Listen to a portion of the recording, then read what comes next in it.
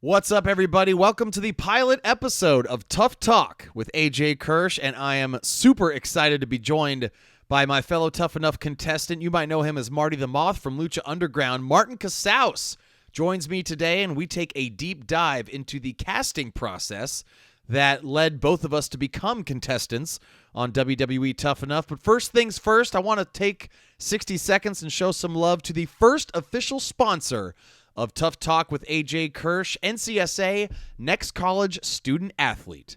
Are you a high school athlete or parent of a high school athlete who wants to play sports at the college level, but you just don't know how to get the recruiting process started? Are you looking to get more exposure? Do you need more information about the recruiting process? Do you want to know how to find the right college that fits your interests and is the right level of competition? Well, have no fear. NCSA Next College Student Athlete is here for you. Call recruiting specialist Steve Penkoski at 312-579-2583 to get your free recruiting assessment done today and help get on track to find the perfect college for you at any scholastic and athletic level anywhere in the country. In just 30 to 45 minutes, you can be on the path to living the dream of playing college sports and getting a degree at the same time. Call Steve now at 312-579-2583 and tell him AJ Kirsch sent you. This, by the way, is not in the copy, but I know Steve personally. He's a great guy. He's a former pro wrestler, and, fun fact, I'm actually compelled to interview him on an upcoming episode of Tough Talk with AJ Kirsch for a reason that might surprise you. So stay tuned for that. By the way, if you want to advertise on Tough Talk with AJ Kirsch, shoot me an email. aj.kirsch, that's aj.kirsch @hotmail.com. That's right, I'm still using Hotmail. If it ain't broke, don't fix it. With the subject, Tough Talk Advertising. But now, without any further ado, let's get into my conversation with Marty the Moth, a.k.a. Martin Casaus, as we take a deep dive into the casting process of WWE Tough Enough.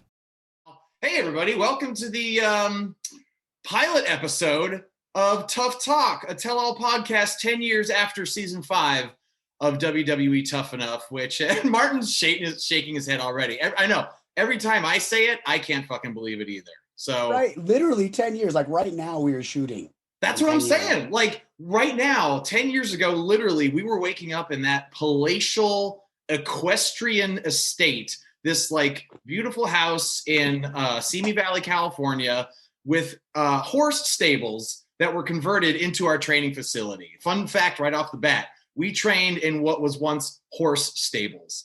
And we're going to get into a bunch of fun facts, obviously, because that's why we're here. We're here to talk about Tough Enough and everything that went into it, came before it, during, beyond. Obviously, my life changed forever. Martin, your life changed forever. I think it's safe to say that everybody who was involved with the show, as far as their career in and around professional wrestling, their lives were changed forever. And I hope to, I'm really excited to have you on because, like I said, we're friends. It's really easy for us to just shoot the shit. And it's always a pleasure every time we connect.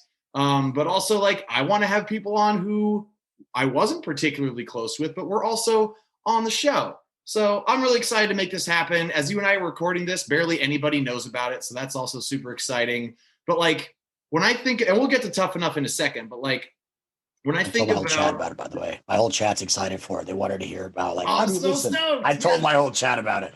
I love that. I appreciate that too, because I'm happy to hear that there's interest. Because whenever you start something new, there's always that hypercritical voice that's it's gonna suck. You better not even. Oh, he's gone. He's gone. I bored him. I didn't even get super. Oh, he's back. Sour Patch Kids. My practice got canceled. It's like Sour Patch Kids exploders, brother. That's the treat of the minute. Hell yeah. I get you. You always wonder people are gonna forget, or is it gonna suck? Do people are gonna care after I spend 10 hours putting this content together, and then no one watches it? Exactly. So there's always that hypercritical voice, and I think every performer has that too, where it's this is gonna suck. I mean, everybody has to start somewhere. So I'm excited to hear that your stream is excited to hear that there's interest. Hopefully there's interest elsewhere as well. But anyway, you and I haven't seen each other face to face. I mean, this counts as face to face, but in person since I think the Level Up Expo in Vegas around this time last year. Yeah, is that right? I forgot about that. Yes. Right. And before that was probably the 15-year of Utah in UCW. Oh my God, that's right. Yeah, well, you that too with the was that the 10-year anniversary of UCW? Holy shit, you might be right. That we swear on this? So am I gonna get in trouble for swearing? What's that? Am I gonna get in trouble if I say shit and ass? No, fuck. Let's fucking swear. We're adults. All right, here. let's fucking swear. I'm like, you're the dude from Hood Slam, the man who like says fuck the fans. So fuck the fans. We say it all in good fun. But like all in good fun. I love the fans. Literally, without the fans, I would not be able to be here in Atlanta. It's true. Well, and also it's the fans at the beginning of Hood Slam that are chanting, fuck the fans, fuck the like they want to get fucked. Like that's the whole point. But yes, you can swear. I want everybody to be just as natural as they are, and I fucking swear because it's fun and it's how I add emphasis on a lot of things. But anyway, I feel like I've been talking long enough. I want to hear from you, and we're going to get into the casting process of WWE Tough Enough. But first things first, what have you been up to the last year since the entire fucking world shut down? Everyone says how bad of a year it was. I've been having a blast. Yeah. I don't know about what everyone else is doing. I started streaming 2 years ago, so this gave me a chance to be able to like focus on that. Yeah. Build a stronger community. My grandpa passed away 3 years ago, so we didn't want him to like his house just go on market and be out of the family. My dad grew up there. So I bought that house. I wasn't necessarily ready to buy that house, but we bought it, had to get some stuff done for it. And so I've been literally building the house from the ground up, from the studs up. We had to rip out a whole bunch of stuff. So today I'm happy to say I'm getting countertops in my kitchen. Nice. We've been working with plywood countertops and a shop sink for my kitchen. So what did my 2020 look like? There wasn't as much wrestling as you would expect because I was everywhere, but also I was going over an injury and getting over a herniated disc injury. So I was doing that while building a house and then building a Twitch stream and starting a production company, which we are going to start doing full feature films in, I believe, next year. Unbelievable. Yeah, you've been busy. That's a packed 2020. And kudos to you for making that time count, because I'm sure, and correct me if I'm wrong, I'm just assuming here, you know what happens when you assume, but I bet there's at least a shred of truth to this, is when the pandemic hit and it takes away all those things that you just love doing and that you're so used to doing, like performing live and going to the gym and just being on that grind that you've been pursuing and conditioning yourself to really withstand for so long. When that was taken away, did that scare you at all? Was there a point where you're just kind of kicking and screaming? Oh, there's a puppy in the background. Puppy. Hi, who's that?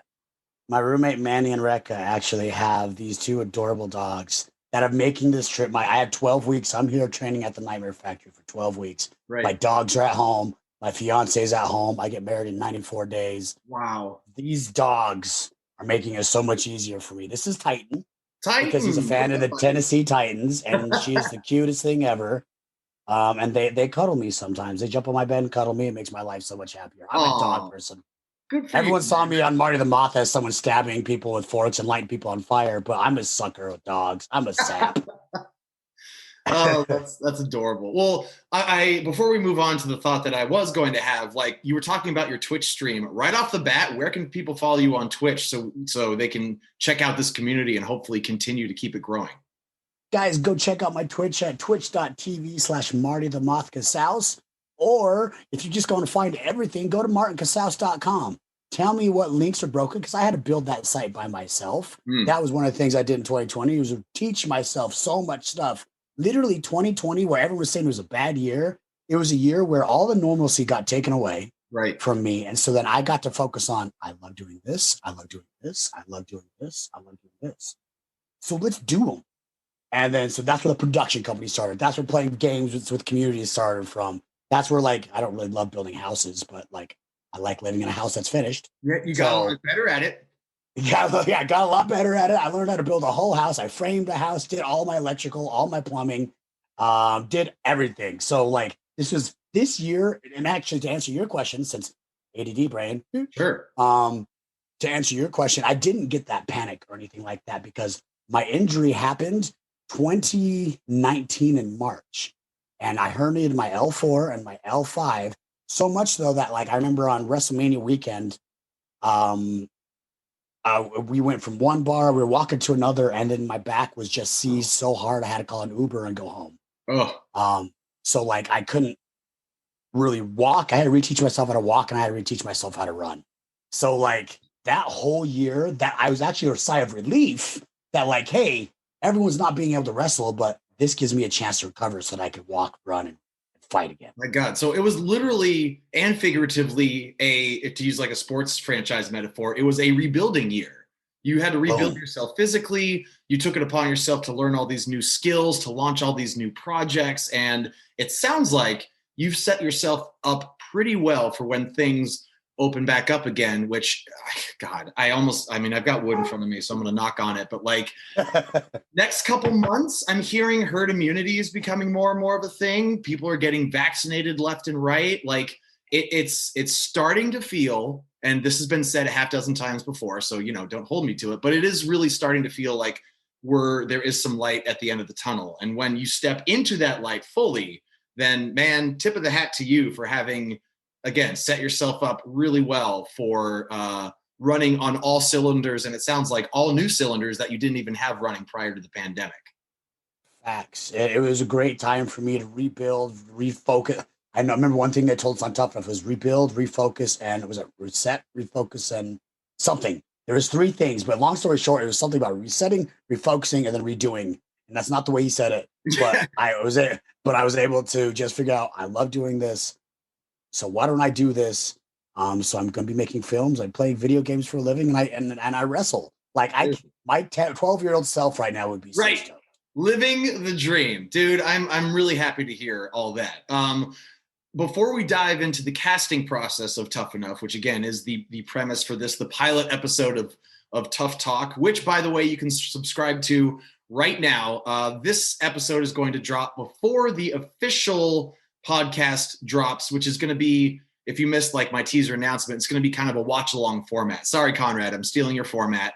We're going to be watching every episode of Tough Enough, including the Raw after the series ended, crowning the winner. And I'll be sharing my thoughts as I'm watching the episode. And Martin, you and I talked earlier off air. I would love to have you back for an episode or two, just so you can share your thoughts, because you had some huge moments on that show, huge highs, equally huge lows, and to have your thought process as we watch it happen again. For me, I'll be seeing these things for the first time, many of them for the first time in 10 years. So it'll be quite a romp down memory lane. So in short, you don't have to answer now. We don't have to schedule it now, but I would love to have you back.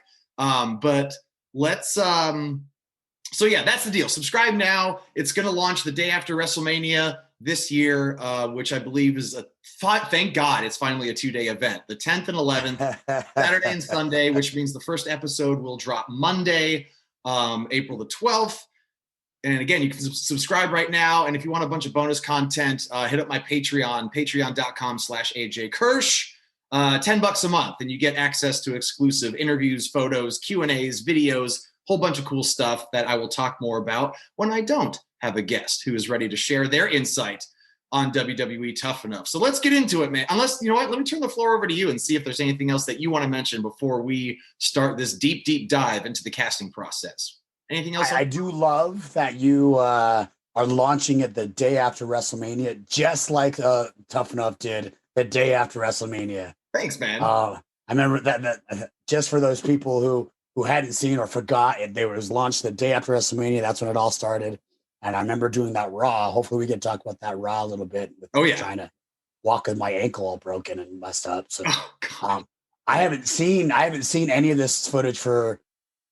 Someone brought it up the other day because they found out who I was, so they brought it up on the TV show, and so I saw like one thing of one episode. But other than that, I haven't seen it in 8 years at least. Wow. So I am stoked to actually watch this. Hell yeah! Well, I'm stoked. You're stoked. So let's get into it. The casting process of WWE Tough Enough, and like I'm glad to have you, somebody who I consider a friend on this because I want to like go through this together because I'm sure there are parallels between our casting experience, but also there were a couple stories that I remembered from 10 years ago, specifically that I forgot. That you forgot. I mentioned these earlier today, and you're like, "Oh yeah, that totally happened." I'm like, "That's why I'm picking you up, bro." So I'm excited to hear your take on those, especially after just dusting them off for the first time in forever. But the first question I want to ask is, how did you first hear that Tough Enough was like coming back? Because it had been gone for years. I think the most recent one was the one that was like a part of SmackDown that led to The Miz getting signed, and Ryback would eventually, he was on the radar as well, and that was his first kind of moment in the spotlight. So it had been gone for a while. It was late 2010 that I started hearing rumblings that it was coming back. But how did you first hear that Tough Enough was going to be brought back as its own show on the USA Network? The same thing. Just the internet started to late 2010s. People started hitting. You're like, hey, did you hear Tough Enough backs? And I was like, ooh. And then I tried to look back and trying to find old Tough Enough. So I couldn't find anything. Yeah. Like that. I still can't find anything about any of the old Tough Enoughs. So I went back. I'm like, maybe I should do this. It sounds. I want to make it as a wrestler. So this is the next progression to do. Right? Is go to Tough Enough and do it as a wrestler. Right? Why wouldn't you? So I kept hearing about it, and I didn't jump on doing anything because then they started doing the whole like you had to vote. Whoever wins the votes, like they were put on this site. And I'm like, I don't know if I want to do a popularity contest. Wasn't that a little bit weird too? Like as soon as it was like, you sign up, make a profile on this website, which was like, it looked like MySpace more than anything else. Like it had that weird, awkward, like MySpace format where you have like a picture and some stats and everything.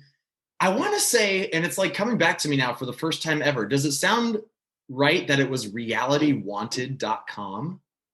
I never ended up doing it. You didn't do it. Okay. I want to say I never ended up doing it. So did you do the whole profile and have the like, hey guys, come vote for me? They worked me. Oh, good. tell me. I was like, if I want to be on the show, then I want to be in front of the reality show. Because the idea was you sign up for this website and it puts you in front of like reality show casting directors. And so I was like, I want to make sure that I have every shot to get on the show. So fuck it, I'm going to do it. I don't remember if it cost money or not. If it did, it wasn't like much. It was enough that I, wanted to do it. For a while, I think I was at the very, very tippy top as far as votes go. So I imagine it didn't hurt. I don't know how much it helped, but And were you involved in Hood Slam during this time? Or did you have that crowd of people behind you at that time? No, actually, Hood Slam was. I didn't join Hood Slam until almost a year after the show aired. It was early 2012 that I joined Hood Slam, and Hood Slam at the time was still drawing great for an indie draw. It was like maybe 300, 350 people per show, like every first Friday. And it still hadn't kind of blown up into the accidental phenomenon. And sorry, by the way, they're like doing renovations literally in the unit next door. So sorry. No, that is fine. You're just like bringing back all these fun memories. I'm just like, how many? So I didn't even notice the hammering, by the way. And because I built my own house, I'm used to I gotta get shit done. And this is the time where I got it done. All my neighbors probably hated me, but no one complained. Right. Because I was going to give them a finger if I was going to. So you didn't do the website. You did not do the Reality Wanted thing. Was there? I did not. Yeah. I did not actually. So somebody wrote me a message on Facebook, and they're like, hey, I'm part of Shed Media. We're doing WWE Tough Enough. We were told by the WWE that you're on their radar and they want you to put in this video. Wait a minute. So you were already on WWE's radar at the time? That's what they said. I've been working by that time since 2003. So it was that 7-8 years by that time. And what would happen is they never come to Raw in Utah. They never did any TV tapes. They just did house shows, which they don't have extras in. Not even Salt Lake City for TV? Nope. Salt Lake City, I imagine, for the house shows. For the house shows, but never did any tapings. Huh. Literally since probably 2003. Yeah. Where I first got my flyer. That's how I got into wrestling, is when I went to the Raw show. Someone handed me a flyer for a local show. I was like, oh, there's wrestling here. But then they never came back. Yeah. But then they never just came back to Utah. So it was like the only way, when I figured out what the wrestling indie scene looks like, I was like, the only way I was going to get in front of the right eyes is to drive or fly myself to Colorado, drive or fly myself to Texas, drive or fly myself to California. So when they would do the loop, and it was like SummerSlam in California, and then another one in California. They do Raw and SmackDown, and Raw and SmackDown in another town, and they go to Colorado. They go past Utah, do a house show, which they don't need me at. So then they would go in Colorado. They do a house Raw and SmackDown there. Then they would go to Texas. So I would fly myself to California, drive to Colorado, then fly myself to Texas, just be in front of them. Right. So were you ever an extra at WWE prior to Tough Enough? I was. So then you had worked with them in some capacity prior to the show. So there could be some legitimacy to that person from Shed Media who was like, you're on WWE's radar, and they said, and this person said WWE wants you to try out. Yeah. Well, and then what's up, man? What's that? For allergies and stuff? Oh, okay. Okay, cool. Hi, mysterious stranger. That's my roommate, Dan. He handed me some Claritin. Okay. I was telling you I love dogs, but I'm also allergic to them. Oh, God. I'm super allergic to cats, which sucks. But dogs, I love my dogs. Okay. This episode's brought to you by Claritin, I guess. Claritin and body armor. Nice little and body armor. Nice little segue. If you want to advertise on this show, shoot me an email, aj.kirsch@hotmail.com with subject Tough Talk Advertising. Perfect segue. Thank you. Boom. Dan. Claritin and body armor. Appreciate both of you. So you had done extra work with WWE before. Yeah. I had done extra work and trying to. Well, it was the same thing. They put you in the corner where you're not bothering anybody. Right. And so I remember one time in particular, it was like me and 6 dudes in this corner. And any 6 dudes just want to know nowadays? I don't remember who they were. Okay. They were SoCal guys though. So I'm sure they're probably on TV now. Yeah, good chance. I think actually maybe Scorpio Sky might have been one of them. Okay. Killing it in AEW, by the way. I watched the pay-per-view last night, and he did great. He won the golden brass ring, so that was awesome. Well done, Scorpio Sky. Right, literally grabbed the brass ring. Literally, it looked. I was hoping someone came out with blue and white gear to look like a Sonic. Oh, dude, I had the same thought. I'm like, somewhere Sonic the Hedgehog is watching this and just salivating. But yeah, they stuck us in this corner, and then they said, "Okay, change, get ready for it to be in the at the ring." And then sort of like right in the corner, there's people just walking by. Like, I don't want to be that guy that yanks down my pants, and all of a sudden, like, one of the girls walks by, and then all of a sudden I'm cancel cultured or something like that, which wasn't a thing back then. But I respect. I don't want to just like, hey, here's my stuff, helicopter. Right. Great first. So someone said something, so they put a curtain over there, which was better, but still. And then they would throw you at the ring, and then they just say, you give me a match, 5 minutes, you're going over, go. Right. And that was the tryouts at every single time. So I'd done that a few times, try to get in front of them as many times as I can. Paul White just got signed to AEW. Right. He is the guy that got me my first WWE tryout. But that was, I think, before Tough Enough. I remember this story now and I'd love for you to tell it again, because I think for anybody listening who is, who is an aspiring professional wrestler or looking to make a good impression on somebody, if I remember correctly, that's exactly what you did with Paul. It somehow got back to him that you were, just logging all these miles and flying to all these cities without even a guaranteed opportunity. And if I'm on the right track, I will let you take it from here. You were right on the right track. I'm impressed by your memory because I don't remember shit. But no, he saw me, like I was saying, I'd fly myself to the California tours over there. Then I go to Colorado, and then I would do Texas. And so I did that, and I said hi. The whole thing point about wrestling, if you guys don't know, is you shake hands with everybody in the locker room. So I'm shaking hands with everybody in the locker room. I did it in California. I did it in Colorado. And Big Show looks at me funny. He's like, okay. I did it in Texas. He's like, didn't I see you like the last 2 weeks? I'm like, yeah. I you saw me in Colorado and in California. And he's like, okay, well, which one do you live? Do you live here? I'm like, no, I live in Utah. Like, wait, what? Like, yeah, I live in Utah, but the only way you're going to be able to see me is if I'm in front of you. So he's like, he grabs him. He's like, come here. He walked me over to Ty Bailey at the time. No, it was Laurinaitis. He said, hey, give this guy a tryout right now. And Laurinaitis was head of talent relations at the time? Yep. Okay. He was. And so they sent me down to FCW in Tampa, Florida, because of Paul Wyatt. So I had yet to get a chance to go back and thank him. So I'm hoping AEW does some picking up people in this podcast. 2 contracts looks nice. And I get to go say hi to him. By the way, this was years before NXT. This is back when FCW, Florida Championship Wrestling, was still like a local territory to Florida, but the official kind of farm system for WWE. Absolutely. Colt Cabana was there. Sheamus was there. Still like not Sheamus, but this is before pre-Sheamus. Sure. Essentially Colt Cabana. I wrestled Colt Cabana for my tryout match, essentially. He dressed like Dan Severn because he was just having a day of he felt like being Colt Cabana. Please tell me he had a mustache. Yeah. He drew it on. He drew it on. Amazing. Yeah. So captured a caterpillar and hot glue gunned it to his upper lip. I wish I would have took a picture of it because he talked about it in his podcast. So I wish I would have took a picture of it, just have it for my memory. Oh, that's so funny.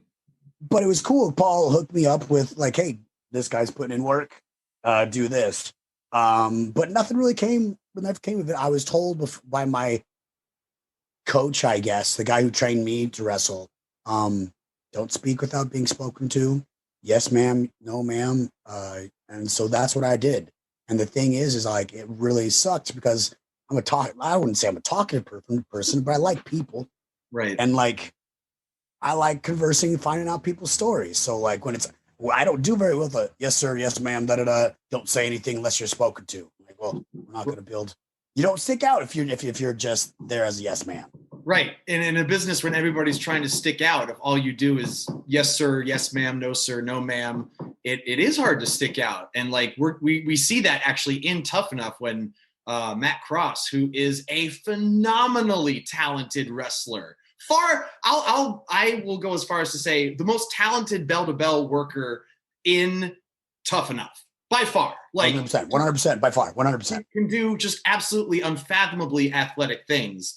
And it bit him in the ass because he was, and it's kind of, this is one of the things that actually bothers me about pro wrestling. And, I'm not going to get into a long rant and just piss on the business because obviously it's a business we all love very much. But one of the things that bothers me so much is that there's a lot of double standards. And one of them is, it's almost military. It's almost yes, sir, no, sir. Yes, ma'am, no, ma'am. Like speak when spoken to, mouth shut, ears open, that kind of thing. And that's great for when you're learning, but it can easily be turned against you in a way that makes you look like you're not a marketable performer, which is what I think happened to Matt Cross on Tough Enough. Is like we as in people who are trained to be pro wrestlers are brought up to be very respectful, which is I believe in 100%, which is actually like carried over into other parts of my life and far like definitely for the better.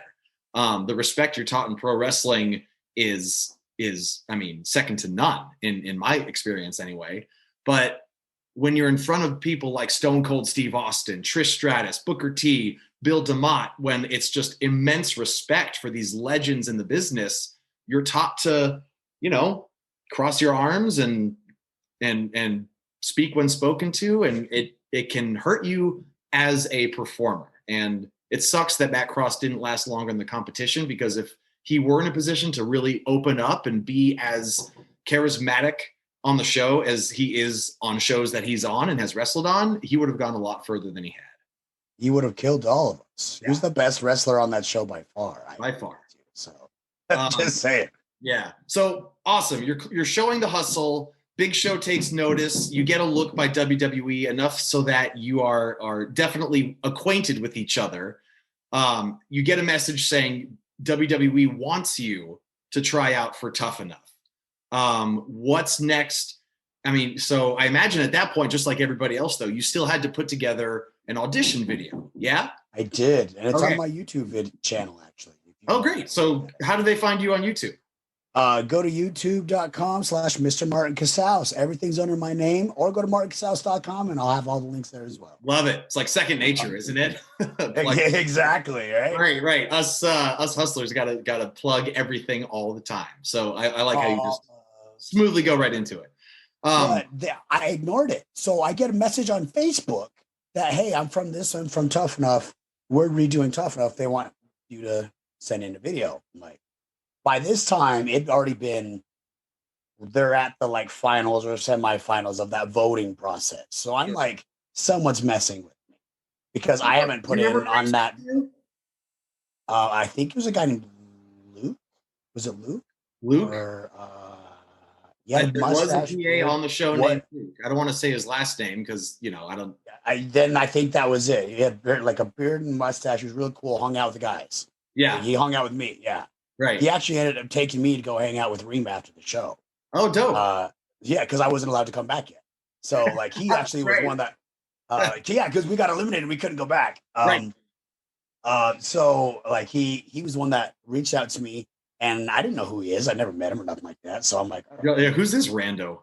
Yeah, I'm getting ribbed. They're already at the finals of this voting contest, and I haven't put in a profile, so this can't be legit. So I left it for a couple of days. I'm like, whatever. Left it on red. Mm-hmm. I left it on red, and then I'm like, what if? Like, what's the worst that's gonna happen?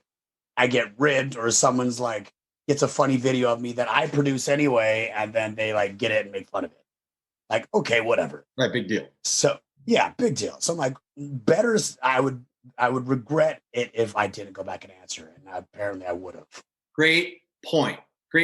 And that's something that comes up, all the time. Like, it is so much better to know what happened than what would have happened. Absolutely. The what takes out any what ifs. Right. And so I reached out to him like, oh, okay, yeah. He's like, can you get a video like done by tomorrow? I'm like, I will see what I can do. Yeah, start counting.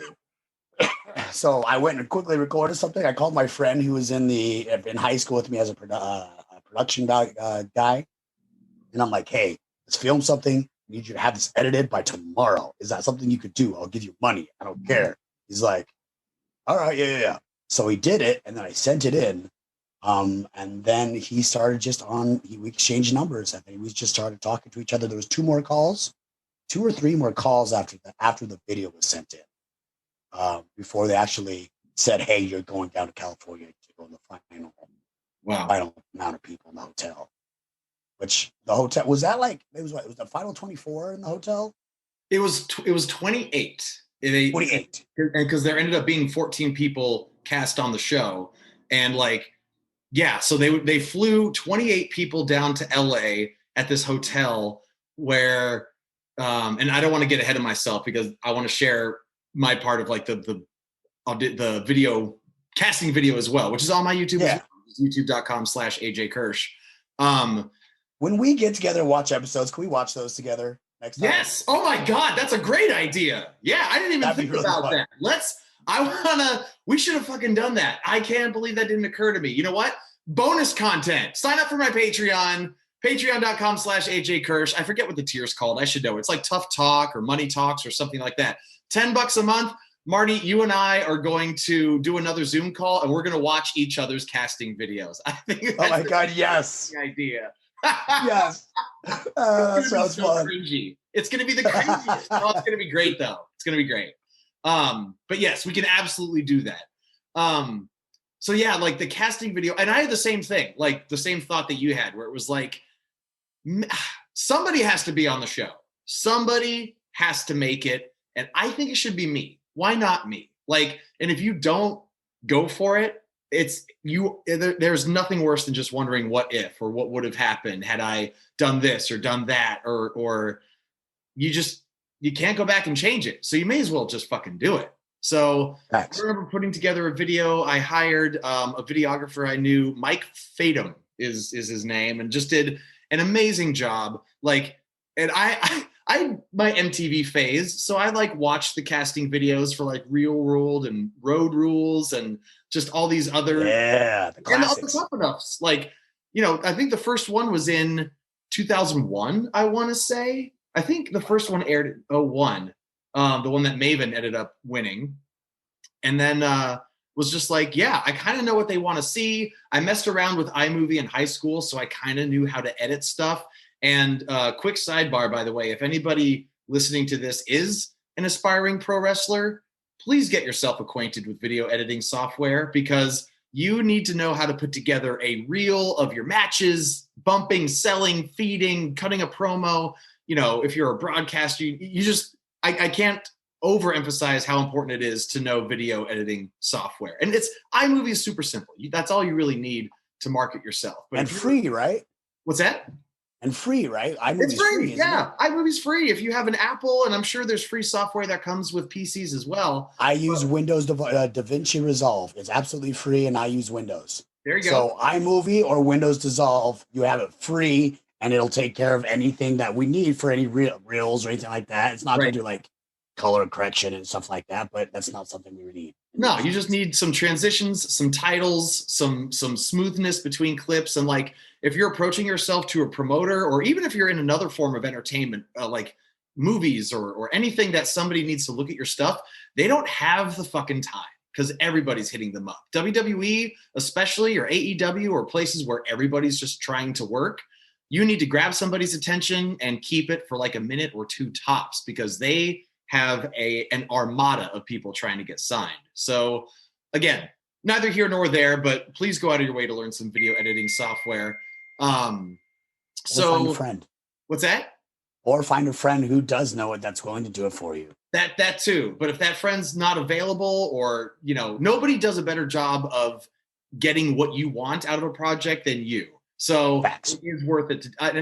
I'm guilty of that. I need to learn Photoshop, because I'm not good at Photoshop. I'm okay with like little editing here and there, but like I hire somebody to design my merchandise for me, and God bless them. They're so patient with me, because I am very particular about certain details. So I should take my own advice. Where do they find your merch? Where do we get your merch, AJ? Oh, hey, good call. Thank you for bringing that up. You can go to browrestlingtees.com. I'm very proud of that vanity URL.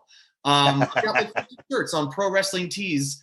Some of which are Black Lives Matter shirts modeled after the iconic EC F&W logo, and 100% of those profits now and forever will go to organizations that support Black Lives Matter.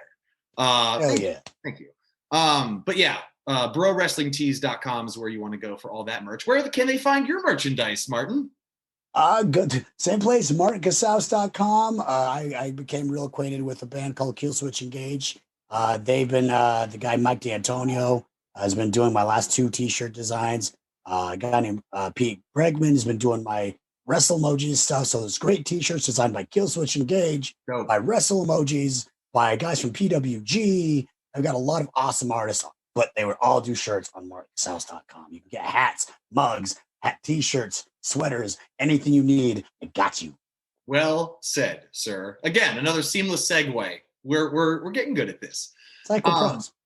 So putting that audition video together, like I had him, Mike, shoot me at work. I was a bouncer in San Francisco at the time. So did you get like a Facebook message, or what made you put the video together? Because you're already on the website, right? I was on the website, right? But you're killing it. I was trying to cover as many bases as possible. Like the website, again, I didn't know how legit it was, but I was either around the very top or at the very top with the votes. So I felt good about that. But I knew if my audition video was dog shit, then they weren't going to take me, because I had not had a working history with WWE up to that point. I had been working since 2005 is when I had my first match. And so this was now late 2010. So I'd been working for about 5 years. And as a wrestler, I had not yet pivoted my focus toward hosting, ring announcing, and commentary. So I still had aspirations to be a WWE superstar, wrestle at WrestleMania, all the typical stuff that usually goes with being a kid and wanting to be a pro wrestler.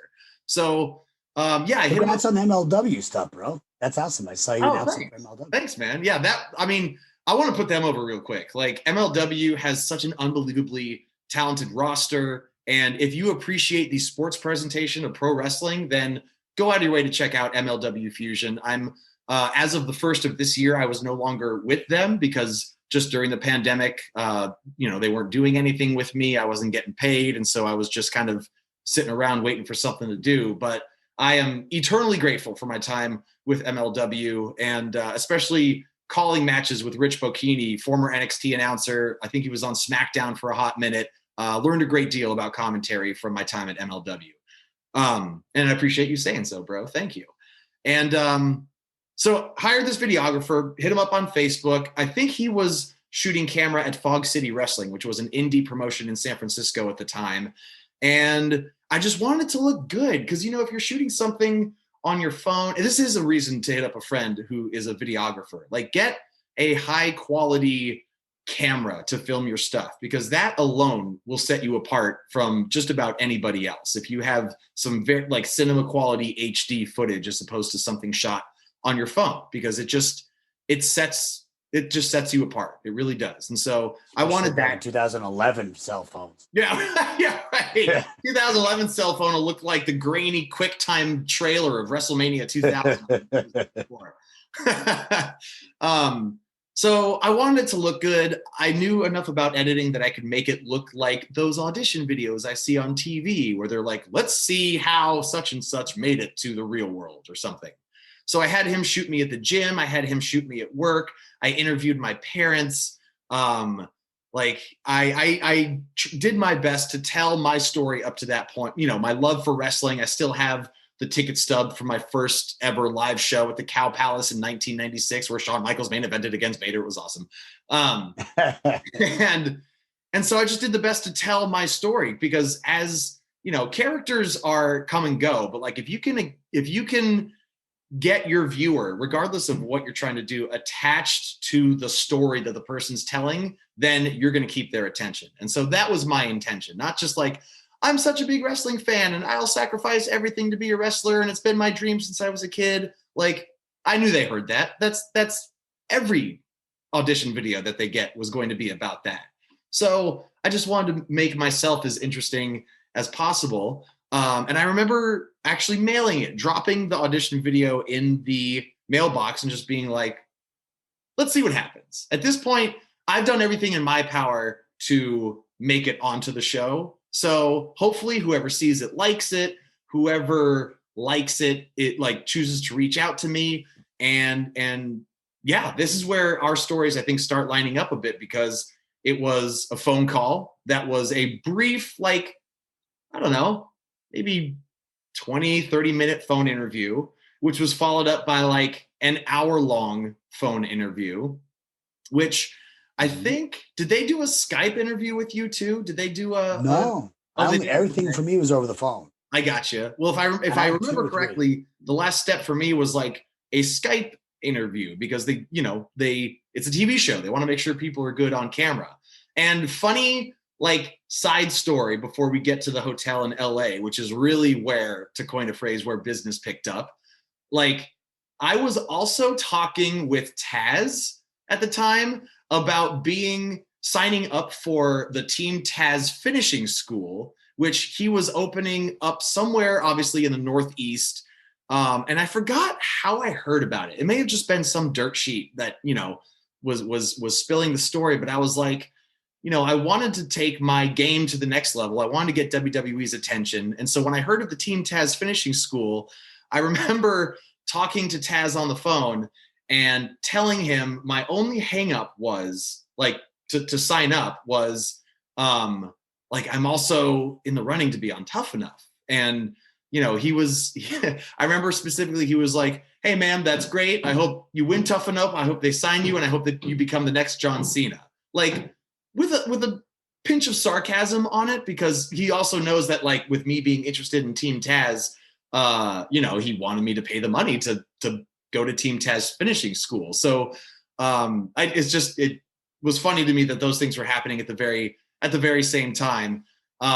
Did not obviously end up going to Team. Oh, you have a question? Yes, you, Martin. No, I was doing the exact same thing. Were you were talking to Team Taz too? I was like, I need to call these guys. I want to go to this finishing school. I was asking around. I hadn't made the phone call to Taz. I think I wrote them an email like, how does this work? Right. But so I was in talks to like I need to up my game another level. Right. At the exact same time you're doing this. So that's hilarious. You have parallel stories going in. Right. I had no idea our parallels were that close. But yeah, I remember I sent him like a match. I sent him a promo.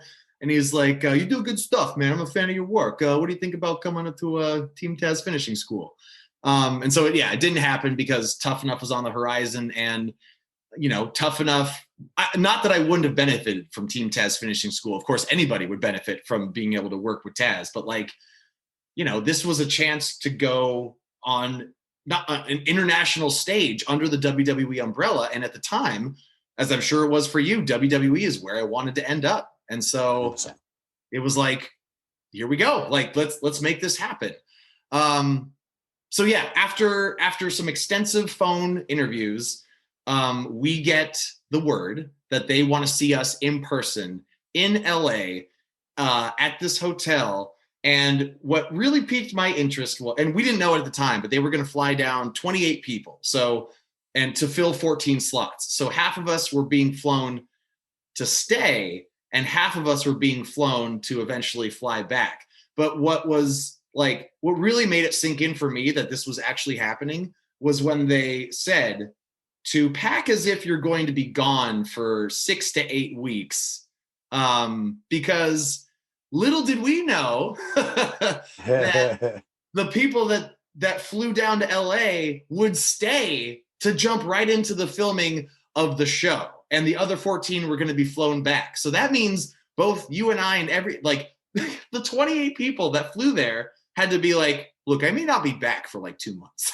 So yeah, work, family, whatever they have going on, everybody literally had to make plans to put their entire lives on hold as if they were going to be gone for 2 solid months. But nobody knew who was going to stay and who was going to go. And so I talked to work was cool about it. I was bouncing at a bar, so it wouldn't be hard to find somebody to fill in for me. Obviously I had to let my parents know just so they weren't, thinking I got kidnapped or something. So it's they were super excited for me.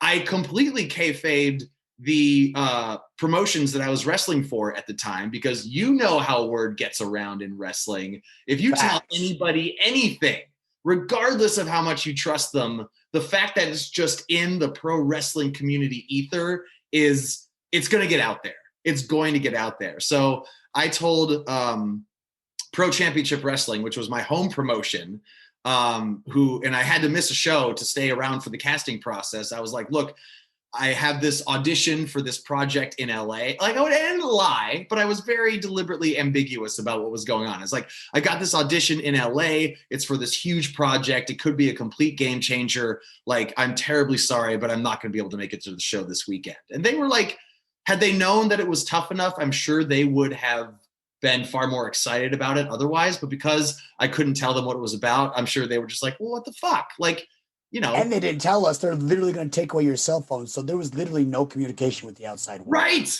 That's the thing. As soon as, I don't think did that happen right when we got there, or did that happen when we were, I think that happened once we were essentially on the show. On the show, right. When they narrowed down their 14. And I do want to get there. I want to go back and revisit what that casting process was like when we got to the hotel. But to fast forward a little bit, when we were selected to be contestants on the show, we had zero connection to the outside world. None. No cell phones, no internet. We couldn't write letters. TV, except WWE, of course. One time. Let us watch WWE one time just to watch The Rock show up. And that's it. That's right. When he was announced as the host for WrestleMania 27, right? I think that was. And then they shut it off. They're no, you're done. So yeah, it's literally zero connection to the outside world. There was that meltdown in Japan. I think it was a nuclear plant melted down or something. We had no idea about, or a tsunami. It was one of those two things. Just coming back to some, when you're disconnected completely, literally living in a bubble, disconnected from the rest of the world, it's an odd experience. All you have is each other, the production assistants. It's an odd experience. But not to get too far ahead of ourselves, we're in the hotel. We're in the midst of this casting process. We're seeing wrestlers there was one 7-footer who I was like wrestled with a bunch of times or on the same show as Paul Isadora, the Wrecking Ball. But it's like, we were explicitly told we couldn't talk to anybody. You couldn't even say, hey, what's up, bro? Like, good to see you here. Because if we ended up on the show, they wanted to film everybody's interactions for the very first time for the sake of the show. And I don't know about you, but it was hard for me not to be like, like it just had Xavier to be like, Woods was there. Xavier Woods, before he was Xavier Woods, was one of the 28 that was with us at WWE Tough Enough. Oh shit! I completely forgot about that. I saw him, and I'm like, and at that time he was still doing like Creed, the Apollo and the Creed gimmick, right? In Impact. So I'm like, oh, I know you. I'm like, oh, that's cool, right? But all you can do is I couldn't say anything. I just right. You can't. You're right. It's just the head bob. Like, okay, I see you. But yeah, you can't talk to anybody. And it was an odd experience. But talk about odd experiences. At one point, we find ourselves like almost in this interrogation room where there's we're in a conference room with this huge table of like USA executives, WWE executives. I think Kevin Dunn was there, the director. I may be remembering that incorrectly, but I want to say he was there. Or maybe, God, I'm probably botching that. But like, I couldn't see anybody from the dark room. There was all these faces that I couldn't make out. Right. There's a giant spotlight right on me. So I was like, yeah, you're right. It was like being interrogated. Like straight up. It was. But John Laurinaitis was definitely there, who again was the head of talent relations at the time. And so we're kind of in front of the firing squad at this point, and like, we're being asked a bunch of questions, and we're just hoping to give which is never the right. Like, if you're just giving what you think are the right answers, that's not what they want to see. They want to see you be yourself. And you have a funny story about you being yourself when you're in front of this fucking firing squad of executives that I cannot wait for you to tell. I was just like, you know what? I already did a tryout at SCW. And I was a yes man. I was a yes sir, blah, blah, blah. I don't speak unless spoken to. So I didn't get to show any of me sticking out. And I think I'm fun. So I answered these questions that they were shooting out to me. And I'm like, I was giving them what they thought, which of course doesn't stick out. It's the same answer they've heard 1,000 freaking times. But you know what? And I'm like, I'm going to stick out. I'm going to stick out no matter what, good or bad. So I don't know why I thought this, but I'm like, I'm probably one of the only good-looking dudes who wears pink spandex, and I had some pink spandex or short shorts that were here, and they had my logo on it, and it was my wrestling gear. It's what I wrestled. Always wear your gear. Always bring your gear. Always wear your gear. I was prepared in case I got a match right there. And so I had my gear, and then they asked a question like, "Oh, anything else you want to say?" And then I just cut a promo. I'm like, "Either way, you're gonna remember me." And I pulled down my pants. I'm like, "Who else would wear pink spandex in front of y'all, ready to kick some asses in?" And it was all just like very quiet. There's like one person, two people talking. And then as soon as that happened, the whole room exploded and laughter, just giggling. And I'm like, either way, I'm going to get remembered. Nice. And then they're like, I cut my promo like, yeah. It's like, okay, well, I wasn't expecting that, but we appreciate you. I'm like, thank you very much. Pull up my pants like a unicorn. And then I walk out, and the Luke guy grabbed me. He's like, I don't know if that was good or bad, but it will be remembered, and it made me laugh so hard. I'm like, that's all I wanted. That's it. You got to remember it. Right. You're going to remember it. You got a reaction out of them. And like, that's how you stick out. And correct me, were you wearing a suit at the time? I was wearing a suit. Yeah. So it's not just like you're in like a t-shirt and jeans. You're in a suit, and then you drop trow and you've got your gear underneath you like you're a superhero. As I was answering the question and saying my promo, I was undressing. So they had no idea that there was like pink spandex underneath here. That was my wrestling gear. Right. I don't know what they think was, I was just gonna like do a helicopter or something. But no, I was calmly like saying my promo, and I'm buttoning my shirt, took off my jacket, and then like you see the eyes getting bigger and bigger. Like, you might be trying to show us some stuff here. Right. And then I ripped it down, had my wrestling gear, and it worked exactly what I hoped. So, well, at least it stuck out. Dude. Congratulations on having the foresight to do something that's going to make you stand out like that. Because again, we all know pro wrestlers are characters. Like, we're all looking for ways to stand out, to be different from the next pro wrestler, or really anybody in pro wrestling. Like referees are trying to stand out from other referees and commentate. Everybody wants to be unique. And so I congratulate you on having the foresight for doing something that definitely made you stand out from everybody else. My experience in front of the firing squad was not nearly as enjoyable because I was like not nearly the performer back then that I am today. I have like way more confidence in myself today than I did 10 years ago. And the moment that I remember, like, I think it was actually Laurinaitis who told me this at some point. He's like, the moment we knew we wanted you for the show was when, God, I forgot what the question was and I forgot what the answer was, but they gave me some feedback on the spot that was like, you know, that's really not what we're looking for. You know, they gave me the impression that I had shit the bed, essentially. Like they gave me the impression that I was like not long for the show. And, you know, there was that when that dawned on me, they just saw this like heartbreak and sadness and just this emotion like wash over me. And I honestly think that's what the sake of the show, because they're like, oh my God, he's crushed. Like, look at him. He's just he wants. We could get this crushed face on the tape.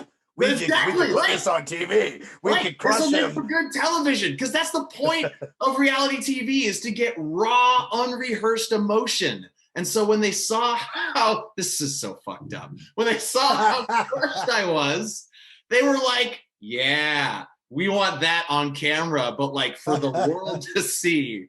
And so it helped me get on the show, like showing that crush this guy's dreams. Right. We're just gonna Shang Tsung his soul right out of his body on international television, and it'll get great ratings. Oh my God, so fucked up. But hey, it helped me get on the show. So hell yeah, I can't hate it. You're right. But at the time, like I said, I was like, oh my God, I'm so fucked. Like, and then as a performer, like second guessing everything and just being like, I should have said this. I should have done that. I should have dropped my fucking pants. I should have done a helicopter. I should have done my Arnold Schwarzenegger impression. I don't know. But whatever they saw from me is what they didn't want. So yay me, they're going to throw me out of here and I'm going to fly back to the San Francisco Bay Area with my tail between my legs and be like, oh yeah. So that 2 months, it was actually like 3 days. I'm back, womp womp. So I don't know. But you know what? Whatever they saw. What happened after the interview? What's that? What happened after the interview then? Now I want to know what happened. Like did you leave the meeting crushed? I left crushed. Like I thought, like I stood up, I thanked everybody for their time and you know, the polite fucking wrestler thing where you're just like, thank you all so much for the opportunity, which again is the right answer. It's what you're conditioned to do and say, but like you had the right idea by making yourself a performer. Like they want to see performers, but I guess they also wanted to see that raw emotion. And so since I wasn't nearly as good as a performer back then as I am today. So I was just like, still just locked in this, I want this so bad. And like, I realized I was making fun of that like 10 minutes ago, but like at my core, that's still who I was. I was still just like, you know, I wanted to be a good student, good wrestling student, a good young boy. I wanted to be a team player. Like, and not that you shouldn't be, but like, I didn't really know how to put myself out there the way that you did. And so I think I would have left feeling better about myself and my chances to get on the show. But that's the thing about an audition, is you never really know what they're looking for until you hear yes or no. And like, because I've had some auditions where I thought I've like knocked them out of the park for like commercials or TV shows or whatever, and I've never heard from them again. My biggest commercial to date, which was a John Deere commercial, I thought I shit the bed not only at the audition but at the callback, and I end up booking the gig. So like, you never really know. And that's why I think like when you drop your pants and they're like whispering and everything, they know what they're looking for when they see it. But I don't think they anticipated anybody coming in to drop their pants to make a good impression. But when you did, I think they were like, oh, this guy's money. Like, we got to get this show. this guy's gonna do something weird that's gonna be on TV. Let's put that guy on. Yeah, but also like that firing squad is also. I don't think they want to let people, or maybe it was a fucking head fake. Maybe they were just fucking with me, and they're like, "We want this guy, but we want to make him think that he didn't get it," because they have to stay kind of poker faced, like when they see people, because they don't want. I don't know what their fucking intentions are. I think that they're trying not to sway anybody one way or the other, and maybe it's just because it's 10 years later and I just remember feeling so crushed. But when I walked out, I went back to my hotel room and just being like, this is my last night here. Like, this is it. I was not optimistic that I was going to make the show. But still, couldn't call anybody. I mean, we had our communication devices, but like couldn't call anybody and let them know until I heard what was going on. And so, yeah, I was in the hotel room. We were sequestered. That was the term I kept hearing. We didn't have our own key. So like we couldn't run and eat anything. Yeah, they took our key away. So if you locked out, you had to like go down there and like, hey, I'm locked out of my room, the door shut. That's right. We had chaperones. We had production assistants ushering us from like the conference room to our hotel room. They would take us to the gym. They would take us to take us to get food, or they would order us food. Like we were supervised 24/7, even before we were cast on the show, which was like, it felt like, I don't know if being a prisoner is like the wrong term, but it definitely felt like we had a guard with us, like at all times, so we didn't talk with anybody else. Absolutely. They made sure. In fact, there was no time like, hey, guys, like, hey, don't talk to me. Right. All right, cool. Right. And I was always just so scared of like, I would like peek out the window sometimes, like looking for human interaction, and like sometimes open the door, but I was so scared, like it'd shut behind me. I'd be like, now I got to go tell on myself. Right. Or like if you open the door while a PA is like walking in the hall, they'll look back and be like, back in the room. Exactly. Right. Exactly. So it was crazy. So I was a stockbroker at that time. So I had to tell my stockbroking office that I'm like, I had to go on FMLA is what they call it. I don't know what FMLA actually stands for. But long story, it means like, I'm going to be away for a while. I have a job when I come back. Don't fire me. Right. Don't pay me, but don't fire me. So I use or a furlough maybe? Kind of, maybe like a furlough, essentially. Okay. I forget which one you get paid and which one you don't, but like you had to take some time away but make it clear that you were coming back at some point. Right. But I didn't know. So I used like 2 weeks vacation, all my vacation for the year right at the beginning. Then I'm like, after that, just don't pay me. And I hope I can pay my bills after. Because they paid us $75 on the show per day. I remember that. $75 per day. We got a per diem of $75 a day. Right. Just so we like didn't get into like some type of crazy debt. So we could like still pay our rent and bills and stuff when we got back. Yeah. I had a mortgage then, so I don't know about how well that worked out for well. But yeah, I had to take an FMLA, and then so I told everybody that around my family is that like, hey, I'm going to go build Fidelity, which is who I used to work for as a stockbroker, is sending me out to California so I can help build another branch. Okay. So I kayfabed my then thinking about girlfriend who I'm getting engaged to in 94 days. That's right. Congratulations. Married. I'm getting married. Not engaged. I'm already engaged. Look, I'm already engaged. Look at him. I always give her crap because we started dating like right before the show happened. And then I went away for 3 months. And during those 3 months, she's like, I really kind of miss him. And that was my same time with me. I'm like, I kind of liked her. So I always give her shit that like, I got mail. All right. Hey, what's up? Daniel, say hi to AJ's Pass. Dan's back. What's up, Dan? Dan's back. So I kayfabed her, and I'm like, yeah, I'm building a place. And I always give her shit that like, hey, you didn't even like me till I was on TV, because she gets so angry because she were dating a little bit before that, but she gets so angry. Right. But I had to fave her to everyone that I knew. I'm like, I'm in California building a branch for Fidelity. So who did know on your end? Who knew? 3 chicks that helped me pack. I had 3 girls come over and help me pack. Hey, I was in the single life back then, okay? They knew, and then my parents knew so that they wouldn't freak out, because my mom calls me every single day. I just barely turned 36 last week, and my mom still calls me every single day. So with me just not answering, she would find me. She would search the world and find a way to find me. She would hunt them down. Yeah. Yeah, we'll be doing a drill and with Steve Austin, and then my mom will just bust through the doors and like, you get your ass home. So I totally believe that. So I think those like girls that were helping me pack, which one of them is Nina. She's been doing stuff with AEW recently. Okay. And another girl there was two. We'll forget who was dating who or when all that. Okay. Some chicks. Yeah. And then my parents knew, and then like I think two of my wrestling friends were the only people that knew. Oh my God! You told your wrestling friends? Like two of them because swear them to secrecy. Yes. Okay. But at the same time, it was two of my friends that don't actually travel to go places during the wrestling show. So like they're gonna tell the people in Utah maybe. But Utah was such a bubble at the time, right? That nothing still is. If you wrestle it, so for those of you who don't know the Utah wrestling scene, if you don't wrestle for the companies in Utah, you're either driving to 8 hours to Denver or 6 hours to Vegas. There's no like in California, there's an hour you there's this place, or the next street there's another wrestling place. There's none of that. It's either a 6 hour drive or an 8 hour drive if you're not wrestling in Utah. So I was like, there wasn't a lot of people going out and like traveling at that point. Right.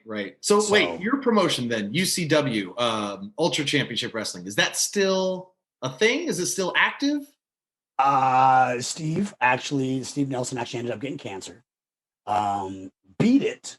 And so it's a huge success story for him, but he didn't want to start shows while this was going on because he is right in that age group where this is all going to be, sure. If he catches anything, it's going to hurt him. And he says, I don't want to start something where someone gets sick from my show and then it ends up killing them or whatever. Right. So no, but there's Devotion out there and there's Dive. So there's two wrestling promotions out there right now. That are in Salt Lake City? They're in Salt Lake City and then 45 minutes from Salt Lake City. So yeah. Okay. So now there's two of them right within an hour of each other. Right.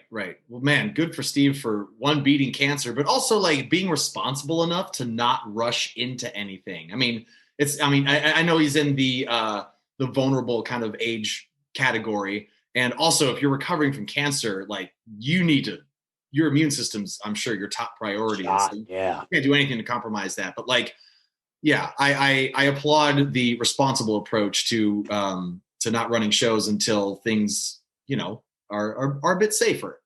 So where does that leave us? We're in the hotel. We're being sequestered. We were in front of the firing squad of USA Network executives, John Laurinaitis, I'm sure some other people from WWE. Well, you're heartbroken. You just left the audition. How did that change? What was the next evolution of you walk back sulking to your bedroom, being sequestered with somebody? Right. What happens then? What changed? What's the next?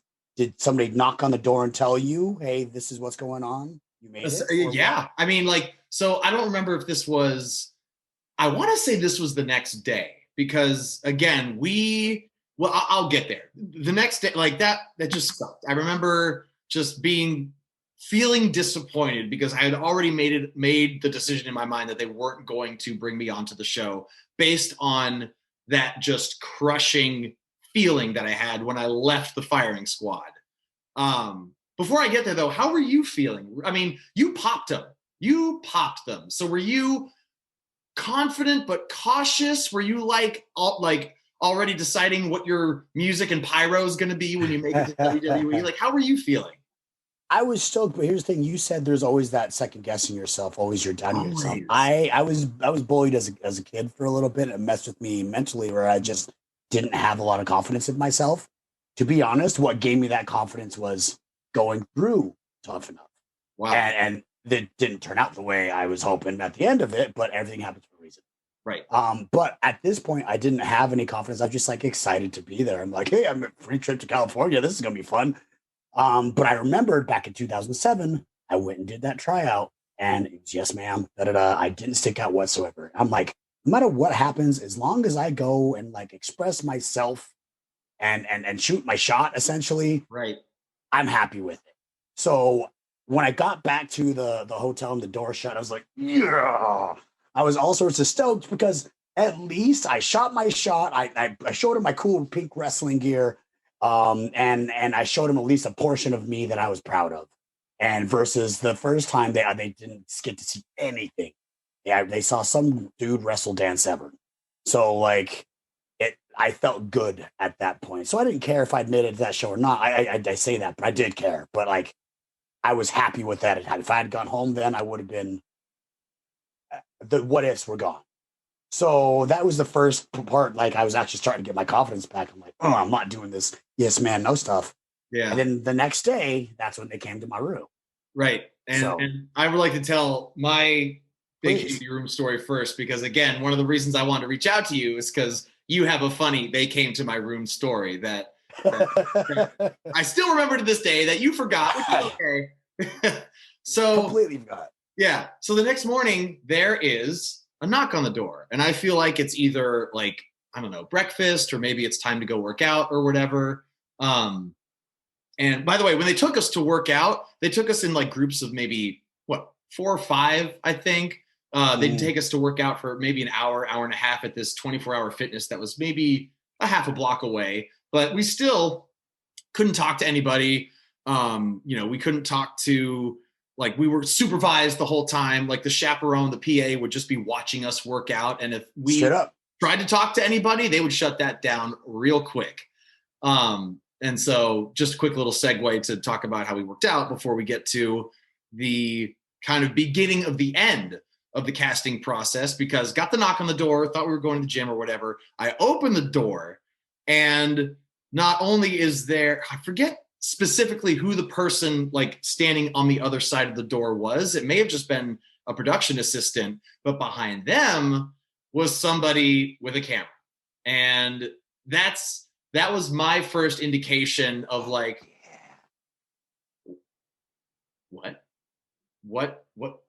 what's happening here? And they dropped by to tell me that I was selected to be one of the 14 contestants on that season of WWE Tough Enough. And of course, I'm like, I hear that, and one, I'm in disbelief because, again, I thought they were coming by to tell me I was going home. So the camera was the first clue that I had actually made it onto the show. And then I just remember like, kind of like just looking around being like, I can't fucking believe it. Like I didn't know whether to yell for joy or to just kind of like let it sink in. And so I did just that. I let it sink in for like 10, 15 seconds. And then I was all like punching the air, just like, yeah, like awesome. Like just so stoked that it was happening. And that's what they wanted. They wanted to get that reaction of somebody hearing that they were going to be on the show. And then, once they let that calm down, they were like, okay, so here's what's going to happen. You're going to pack up. You are staying in LA for as long as you can until you're eliminated. And I don't know, maybe we'll cover what elimination looks like at the end of this episode. We'll touch on it a little bit. We'll give everybody a little teaser of what elimination is like afterwards, since we're giving everybody kind of the behind the scenes look, the stuff they didn't see on Tough Enough. So they're like, pack up. We need you in the lobby at, God, I don't know what. It was early. It was early. It was like not early in the morning. Like, I don't know. This was maybe around 8:00 where they're coming by. Like, we need you in the lobby. It was like a noon or 1 when they told me. Oh, okay. So, because maybe it wasn't then that day. Maybe it was the following day, but like they pack up, you're staying in LA for as long as you're on the show, but your first task, like your first field trip is you're going to be at SmackDown in San Diego, which I guess was the following day. I guess that would be the next day because they needed all of us there. So another fun fact, we did our first thing in San Diego at the San Diego SmackDown before we even made it to the house. And the way the show aired made it look like we got to the house first, got acquainted with everybody, like met everybody for the first time, but that's not how it went down. Our first shared experience as a cast was at SmackDown in San Diego. And so even then, when we were on the bus in the parking lot, we couldn't talk. We couldn't interact with each other. We had PAs on the bus with us that were just like, anytime anybody would speak up, they'd just be like shut us down. And so they just wanted to save all the interaction for when we actually got to the house. So even our first field trip at SmackDown, we couldn't say anything to anybody. But I do remember we were in these jumpsuits, and I'll save most of this for the actual episode, but we were in jumpsuits. We were coming off the bus, and I remember there were fans around, and they were just like, who are these? Who are they? Like, they had, I think somebody yelled like Tough Enough, like they knew it was going to happen. And so they kind of put the pieces together that we were the cast. But a lot of people were just like, who are these jabronis in this beige jumpsuit? Like, they look like janitorial suits or something. So and a couple people got this cool like entrance into the place. Like, that's right. Oh, that's right. They like, the cameras were filming us walking into the arena, and like, you know, everybody looks badass when you're walking slow motion into an arena. And so right. That's when they, you know, when they flash our names at the beginning of the episode, that was a lot of that footage was like us walking off the bus and into the depths of that arena in San Diego. So that was my experience from being told I was on the show to kind of jumping right into it. Martin, how did it go for you? Where do we leave off? So there's me dropping my pants, making an impression, getting stoked when I get to the hotel room. Right. And just like, if I shot my shot, but like, just like what you did, they came at like 8 or 9 in the morning. So I thought it was either breakfast or we're going to the gym. And then I opened the door and there was a camera. I believe this guy was named Luke. I think there was a Palumbo. I'm not sure, but there's like two people and a camera guy. Or Jess. Yeah, Jackie or Jess, which I've still kept in contact with her. I'm glad I've kept in touch. I've made some great friends on the show. Me too. So I open it and they're like, oh man. They're like, hi, you made it on Tough Enough. And I was so wanting to get out of that hotel room and so elated with joy because I wasn't actually expecting, like I said, I was bullied. I wasn't actually expecting to make it in wrestling until after the show. So I was just happy to be there. And they said I'm on the show. I was like, ah! So I burst by him. I run up and down the halls. I'm like, yeah, baby. And then I ran. And then I did this slide on my knees right up to the camera, like I was playing a guitar. I just slide and I was in my shorts. So I just like, I was sliding. It was on carpet. So my knees went like, and like giant rips. And I had forgot all about this until you said it today. Right. But I slid by. I'm like, yes, that was so freaking cool. And then they're like, oh my God, yeah. And I stand up and all of a sudden, like my legs are bleeding. I'm like, this is how we're going to start the show. So then they told me the exact same thing. You get ready, get your stuff packed. We're gonna be headed out. But my legs were bleeding as soon as they told me that. And I never saw the footage. I don't think I ever saw the footage ever. Right. I never saw the footage of like the cast being told that they were on the show, but like I do remember you rolling into the show and just being like, that dude's knees are like fucked up. Like what happened so that your knees got so just eaten up? And again, that's for some reason, that's one of the things that stuck with me over the last 10 years. And another reason why I wanted to hit you up, because you did that rock star slide on carpet that just ate your knees to shreds. Like I was bleeding and I'm like, man, this is going to suck. I'm going to be bleeding every single practice. Yeah. But you know what? I was just so happy to be there. I didn't even care. Yeah. And that's, instead of holding back and like, just woosah. Okay, thank you for letting me be on the show. Instead of, yes, sir, yes, man, I just let it be me. I was like, yeah. And again, I think it was really fun. Totally the right call to just let it all out. And like, you know, that's what they wanted to see. They wanted to see raw emotion. They wanted to see people, you know, fanboying and fangirling that they got on the show. And they wanted to see that excitement. Like it's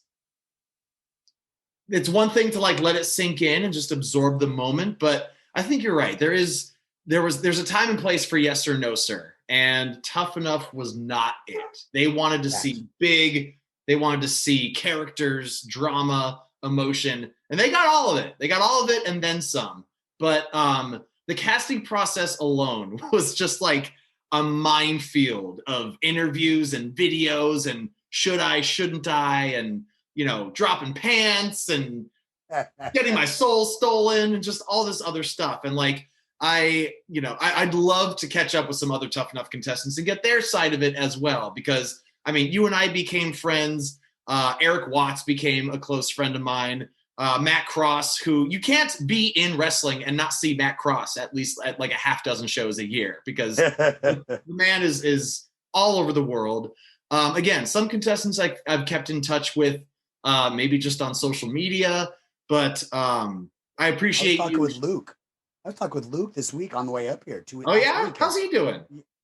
He's doing good. He's got this awesome Wolfpack fitness thing where he helps people get in shape. And he's like eating candy and still has an 8-pack. I was like, all right. Fuck that guy. Eating candy with an 8-pack? God damn it, Luke. Good for him. That's awesome. And it's kind of funny, like, when's the last time you heard anything about Andy, the guy who would eventually win Tough Enough? I heard nothing. I tried to reach out to him just to say hi, and I had nothing.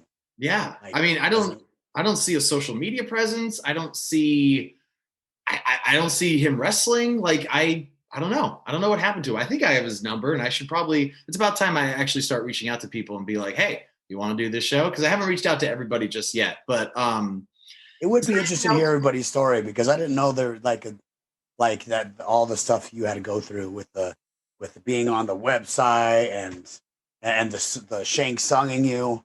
Yeah, right. Well, I mean, just the I'm just going to refer to it as the firing squad. Just the firing squad experience alone. And like, I have a hard time imagining they asked everybody all the same questions. I'm sure they had some like bullet points and everything, but I'm sure they were also very well acquainted with everybody that came through there.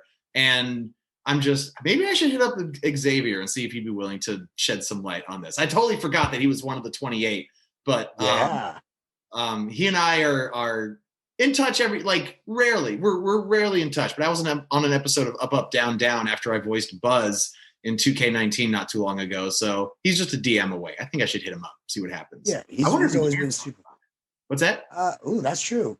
Well, it's a WWE product, so why not? That's true. But it's true on a non-WWE platform. It's worth a shot. We'll fucking see what happens, right? For me, this last year has been throwing shit against the wall and seeing what happens, seeing what sticks. So, and another, I think, to kind of put a bow on what you and I discussed, like around our feelings about should we or shouldn't we, the answer is always no unless you ask. So as far as like the promote, like projects to go after, things to learn, if there's something that if there's a question you need answered, the answer is always no unless you ask. So ask that question. So I'm going to ask around. Fuck it. I'm going to ask Stone Cold Steve Austin if he'll do an episode with me. Hell yeah, do it. Now too? Hell yeah. Everybody has a Stone Cold. Martin, what's your Stone Cold? Do you have one? Hell, I invited that guy to my wedding. He said, nah, he's busy. You big-legged son of a bitch. But hey, I shot my shot. That's right. I did. I told him I'd coming down near the Nightmare Factory. And he gave me good luck and well wishes. And then I'm like, you know what? Shoot my shot. So I'm like, hey, my wedding's on 6/9. You want to come? He's like, I'm selling the house then and selling that. So by the way, hey, I've been married 4 times. Do it once and do it once right. Like sage advice. Absolutely. Sage advice from the rattlesnake himself. Right. Well, I will be at your wedding. I can't wait. Congratulations on getting married. You are training at the Nightmare Factory. Is there, let's see. did I ask this? I don't know. It was like 5 minutes ago, but who cares? I'm going to ask again. Is there anything else you want to share about the casting experience on Tough Enough? And follow-up question to kind of catch us up to reality. And this may be an obvious question, but I'd still like to hear your answer. What are you hoping to get out of training at the Nightmare Factory over the next 12-ish weeks? Okay, that's a lot. Those are 2 loaded questions. No, we got time. We got time, yeah. As far as the Tough Enough casting experience, it was a mental roller coaster, I feel like. And the biggest thing I learned out of it through the casting process is just be yourself and show yourself. Yes, men and no women. Like they don't get very far. Be yourself, and then that's how you stick out. And like I was saying before, like I was bullied before, and I didn't actually feel like I could make it in the wrestling business until I won that 3rd competition in the show. Like I'm like, I could actually do this, actually. that was the moment. It's like, oh my God, I can actually do this. Yeah. And so that was me actually like, I knew I was good, but like, that was me like, you know what? I think I could actually do this for a living. And then 3 more episodes. Right. Life happens. Right. It's funny you mention that because I remember that moment specifically too, when I think it was Steve who was like, or maybe it was Bill who was like, how many is that? And you're like, 3 in a row, sir. And like, you were so proud and like you earned it. You fucking earned it. You won 3 skills challenges in a row. You were emerging as the favorite on the show at that point. Had life not happened, you probably would have won the damn thing. I would have been surprised if you hadn't. And so like you definitely earned that spot as a top dog on the show. You really did. And that's where I'm just like, I did my best. I can't kill myself with coulda, woulda, shoulda because my ankle broke and there's nothing I could have done anything about it. Right. So that's one biggest thing I learned about the casting process is just like shoot your shot, find out what you love and then do it. So right. And in wrestling, I think too, it's better to go bigger and then be told to reel it in than stay small and have them kind of pull teeth to get you to go bigger. Because wrestling is a world of exaggerated, right? Relationships, drama, violence. I mean, even the lighting and the pyro, everything about it is so over the top. And that's not to say there isn't a place for nuanced story and, you know, like dramatic, emotive performances. But if it's wrestling, go bigger and have them bring you back rather than smaller and have them try to pull bigger out of you. Would you agree? 100%. That I've even heard that as a big mantra. And I'd rather have you go all the way and have to pull you back. That I wonder if you have more to give. Well put. And, so that is a definite thing that I learned. Well, as far as what am I? I'm doing at the Nightmare Effect. Go ahead. Yeah. I'm sorry. I wanted to cut in real quick and say, like, since Tough Enough, and I don't want to get into too much detail about what's happened since, but like I do want to touch on your success in wrestling after Tough Enough. Like you were in Lucha Underground, you were the heavyweight champion at Lucha Underground. You like were running UCW 0 in Salt Lake City. Like you've kept yourself on the radar. And did I see an article about Sports Illustrated talking about your journey in wrestling up to the Nightmare Factory? Yeah. Well, not Sports Illustrated. Sports Illustrated was one a year ago. Okay. And then now Cage Side Seats just barely came out with one. Thank you. Last week about me going to the Nightmare Factory, and people have been wondering. So I did WWE Tough Enough 2011. 2014 Lucha Underground started. And Eric Van Wagenen was one of the guys from WWE Tough Enough. Executive producer. He was also executive producer for Lucha Underground. He's like, I gotta have Marty on here. I don't know what I'm gonna do with him. But we tried out a whole bunch of things. And then things ended up working out. We found something that sticks with me. The guy, Krista Joseph, wrote a character that he says reminded me of me, which was a big kid who's not all there, which kind of fits. And Krista Joseph, former WWE writer, he was with MLW for a hot minute, went back to WWE for a minute. Not exactly sure what he's doing now, but if anybody ever remembers, oh God, Big Dick Johnson, was that him? Yep, it sure was. In the little G-string and rubbing baby oil on himself. Like that's a deep cut for wrestling fans. Like that was post-Attitude Era, but like not in recent history. So if you remember Big Dick Johnson, congratulations / condolences, because you don't forget Big Dick Johnson. But yeah, Krista Joseph, talented pro wrestling writer. Damn straight. So without Lucha, but it's funny how life just builds on each other. Without my work trying to fly myself everywhere, I wouldn't have possibly gotten on WWE radar. Without my work on WWE Tough Enough, Van Wagenen wouldn't have considered me for Lucha Underground. Without Lucha Underground, I wouldn't have gotten on AAA in Mexico. Oh, that's right. Yeah. Then after that, that's when my injury happened.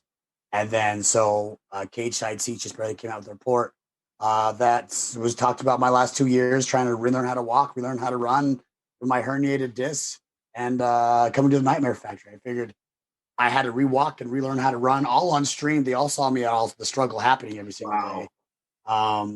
I figured I might as well learn how to relearn how to wrestle without pain at a school better than what I'm used to, or so different than what I'm used to. So I decided to come out here in Cody Road and QT Marshall's Nightmare Factory.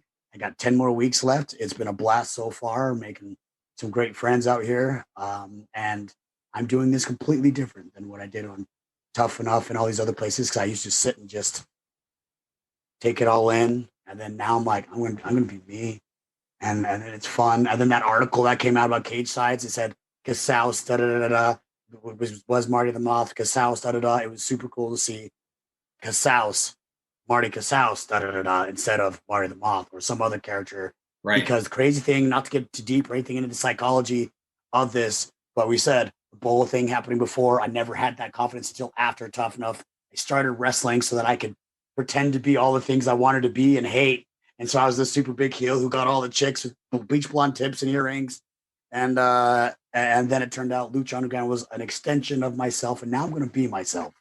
And I'm going to be me. And people saw the story from Cage Sides and Sports Illustrated. And I don't know too many better stories than what's real life. So now just figure that out. And that's why I'm going to this Nightmare Factory to kind of figure out the branding and just take off any ring rust and then rock the wrestling world again, brother. Hell yeah, man. So I'm so happy to hear that. Like it really does sound like you've spent the last 10 years and beyond, even before Tough Enough, putting all these pieces together, not just as a performer, but like making the human being and walking through the valleys, but also enjoying the peaks. And when you're able to put everything together, and it sounds like everything's coming together, you're putting all your experience together, you're reteaching yourself how to do things. You're essentially reinventing yourself. And anybody who's familiar with professional wrestling knows how important it is to reinvent yourself, but not just as a performer. Like you are in complete control writing the next chapter of your story. And I'm really fucking proud of you, and to see how far you've come since Tough Enough. I'm so happy that we became friends and that we are still friends to this day. And I'm legitimately excited for what the future holds for not Marty on Tough Enough and not Marty the Moth, but for Martin Casaus.